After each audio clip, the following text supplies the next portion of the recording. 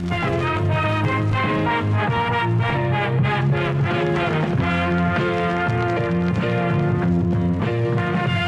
up guys, I'm JacobTSuggs. I know it's been a while, but I've been really busy with classes and stuff, so I just haven't had the time to make a video. And I was gonna make my next video a Cloverfield based video or something that I know you guys would like, but I felt like, considering today's date, I needed to make a different kind of video, and you're gonna know what I mean in a minute. 2 years ago today, I shot one of my first ever short films, and although it wasn't perfect, it's still something that I love, and for all of its shortcomings, I wouldn't change anything about it. I know that a lot of people talk about short films here and there online, but since this is my short film that I wrote and directed back in 2016 with the help of so many great friends, I figured that it'd be something awesome to talk about. And I'm shooting this video outside in the exact same location that we shot the short film 2 years ago, the woods behind my house. Yeah, we had like no budget, and I'm still broke, so I guess some things never change. The short film quickly became my biggest video on my YouTube channel, and somehow still is, with over 250,000 views. I swear, these motorcycles never shut up, do they? I still remember my friend Ben, who had a pretty amazing mustache at the time, looking at me and asking, "How many views do you think we're gonna get?" And I said back to him, "We'd be lucky if we hit over 1,000. The fact that we got 249,000 more views than I thought, it still blows my mind today, just as much as it did when the views started coming in initially. I had just started up my freshman year in college, and I felt like I was being completely consumed by work, and I'd be at school from 8 in the morning to roughly 4 in the afternoon, and when I came home, I had just tons of homework to do, so I virtually had like no free time whatsoever. It was really rough, to say the least, and I felt like I wasn't able to do the thing that I really wanted to do, which was make films and tell stories. And since I had just started up on YouTube earlier that year, I was still kind of trying to make videos and find my footing on the platform. And then Hurricane Matthew hit, and I was confined to my house because I was out of school for the entire week, and it was raining outside and I had nothing to do, and then eventually my power went out. But before that, I just sat in my room thinking, and although it sounds like it sucks, it was really just kind of like a dream come true for me at the time. And sitting in my room completely bored, I remember looking outside at the storm and then looking over to my MacBook, and I knew that I finally had the perfect opportunity to write something, and I did. The short film was roughly 4 pages long and called Anomaly, and was about 2 detectives going into the woods to investigate something when an earthquake hits, and it's ultimately caused by this young woman that has the ability to make tremors with her hands. I know that that probably sounds familiar, but I'm a big fan of classic science fiction and the woods as a setting, and that 70s, 80s feels, so I felt like I pretty much wrote something with all of that into one short story. And if you follow me on Twitter, you know that I made a joke about this like a couple weeks ago.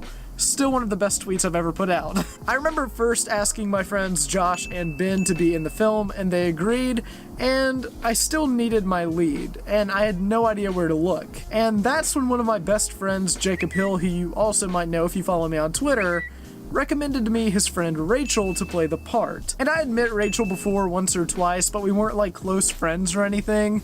And after texting a while and talking on the phone for a bit and telling her what the story was, she agreed to be in the film, and I thought it was awesome, and I had my entire cast to make my second really big short film. Oh, and then there's another one of my best friends, Philip, who's like 7'4" and a professional giant, and he agreed to do the sound for the film with like a boom mic and all of that. So I was a big shot gangster putting together a crew.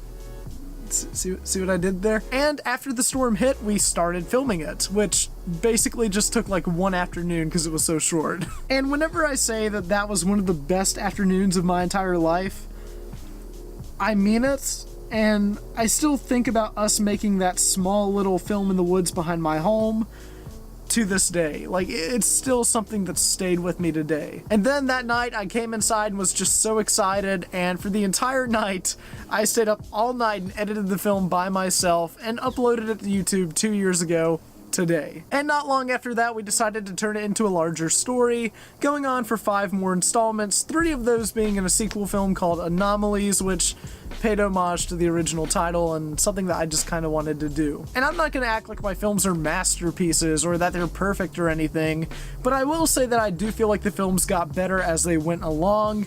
But when I say that there's some unintentionally funny moments in all 3 installments of Mona, I completely mean it.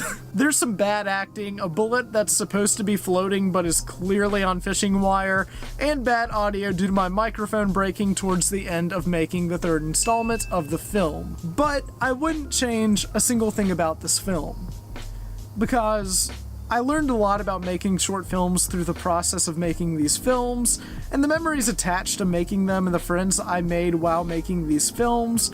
There's something that I'm going to cherish forever. There's something that only a handful of people know about Mona as a whole, more specifically that 1st installment, but I think that I'm finally ready to tell you all after 2 years, something about my film that I've pretty much told nobody else other than a few select people. When I watch my film, I don't see the mistakes. Well, I see them, but that's not really what I think about when I look at these films, especially that 1st film. When I wrote that 1st film, I didn't just come up with this story out of nowhere. I kind of wanted to embody how I was feeling at that time. I was really scared and overwhelmed, and I pretty much just felt alone. One of my best friends had moved away to Florida a couple months prior to me making this film and writing it and all of that. And I only had a handful of friends left, which I love those friends to death, but like, I only had a handful left, and I didn't have much free time to spend with them. So I was constantly just doing work and focusing on college, and I was afraid that I'd get behind and stuff, and it really got the best of me. And that kind of leads me into what I want to talk about with my film. Mona has this ability to create tremors with her hands, but it's really hard for her to control them at first, and she says that it's like not something that she can willingly do. She has to be in a deep sense of concentration to actually do it, or she has to be afraid, or something like that. And she feels scared because if she slips up in the slightest, it might just cause a chain reaction of bad events, and she doesn't need any more of that in her life. That was me.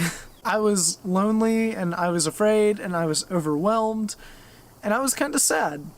I was frustrated, and I felt like I was being held back from what I really wanted to do. And I knew that college was important, and I needed to focus on that. But I felt like I just couldn't balance out my life. And I was just kind of like in a rut, you know? But as I went on making these films and writing these chapters in this story and making them with my friends, everything just got a lot better. It got a whole lot better. And that's why I wanted to talk about this film. It still feels like yesterday, but it serves as a reminder that I was able to make more than just a film.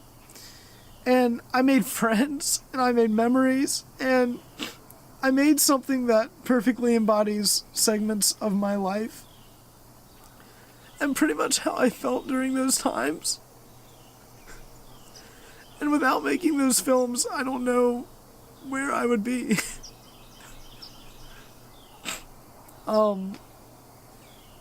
It just really helped me get out of that spot. And, it's really important to me. So, thank you to everybody who watched this film. It really means a lot to me. I know it's not perfect, and I know that there's a lot of mistakes in this film, and I'm not going to hide from that. I mean, they're there. But like I said, when I watch my film, it just means a lot to me because I think about the times I had with my friends and just making them, and how writing them really helped me get out of this spot that I was in. And to everyone who helped me make them, I can't thank you enough, and you mean the world to me. Rachel, Ben, Josh, Philip, Jacob, Charles, Meredith, and Nathan, thank you. And for those who helped out with the sequel film, I also can't thank you enough. it means the world to me. And I hope that me making this video made you realize how much it really does mean to me. And it really does feel like time's flown by. And, I can't thank you enough for helping me out with that.